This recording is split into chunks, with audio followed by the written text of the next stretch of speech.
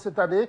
Il y a de cela quelques semaines, les populations de la localité répondent par l'affirmative. Mais depuis quelques jours, un fort contingent de forces de sécurité est déployé dans la ville. Objectif, interdire la sortie de coton-graines vers le Nigeria et empêcher l'entrée du coton dans l'usine. Golf Télévision est descendu sur le terrain. William Apollinaire Tchoki. Voici quelques machines de grenage du coton, un lourd investissement d'un opérateur économique béninois. Marlance Cotton Industry, c'est le nom de cette usine dont la toute première activité de grenage remonte à la campagne 1998-1999. Dès lors, l'usine, l'une des plus grandes de la sous-région, ayant une capacité de 60 000 tonnes, tourne au ralenti. Cette année de blocage, d'interdiction formelle de fonctionner, c'était une décision émanant des hauts responsables politiques d'alors. À l'avènement du Dr Boni Yayi, la situation est restée inchangée durant son tout premier mandat. À la dernière fête de la Gani, la plus importante fête de retrouvailles, débattons-nous, le chef d'État a annoncé la réouverture de l'usine, une grande joie des populations, mais une joie de courte durée, car une décision administrative va sortir pour empêcher l'usine de fonctionner pendant 5 ans. Cette décision amènera le roi des bâtons-nous, Sa Majesté Séroukor III, à se rendre au palais de la présidence. À ce niveau, le premier magistrat du pays lui donnera une fois encore l'assurance que l'usine fonctionnera à compter de la campagne 2011-2012. Mais depuis quelques jours, cette grande promesse du président de la République est en train de changer, que dis-je, un fort contingent de militaires, de gendarmes et de policiers ont envahi la cité de Niki. Ils auraient pour mission d'empêcher la sortie du coton vers le Nigeria, empêcher aussi l'égrenage de l'or blanc à l'usine Marlance Cotton Industry de Niki. Normalement, on devrait avoir une correspondance de l'autorité préfectorale qui au moins nous annonçait l'arrivée de ces militaires. Mais à notre grande surprise, on n'a pas eu cette correspondance, mais néanmoins, ils sont là. Bon, quand on a échangé, ils nous avaient dit que dans leur mission, ils avaient 2 objectifs qu'ils poursuivent. Premièrement, c'est d'empêcher la population de la commune de Niki d'envoyer leur coton au Nigeria, ce que nous trouvons très juste.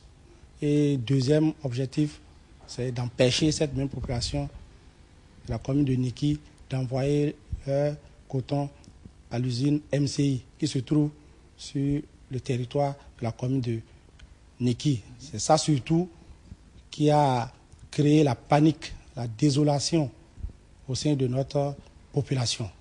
Cette désolation des populations de Niki et ses environs est très manifeste sur le terrain. Leur localité a abrité le lancement officiel de la commercialisation du coton béninois, une cérémonie à laquelle ont pris part 4 ministres du gouvernement et des élus de la nation. S'il va falloir que l'usine ne va pas fonctionner, ça veut dire que le pays voisin, que nous ne voulons pas que le coton passe là-bas, qu'ils vont passer. Et vous savez, il n'a pas toutes les précautions que l'État peut prendre pour que les gens ne vont pas passer. Il semble que le président aussi semble nous trahir selon cette démarche. Parce qu'auparavant, il nous avait dit que l'usine n'allait pas travailler. Et quand le roi a fait cette démarche, en plus, certaines personnes ils se sont mobilisées pour aller à Cotonou. Il a eu à tenir avec eux que l'usine doit fonctionner. Ça, c'est clair et net.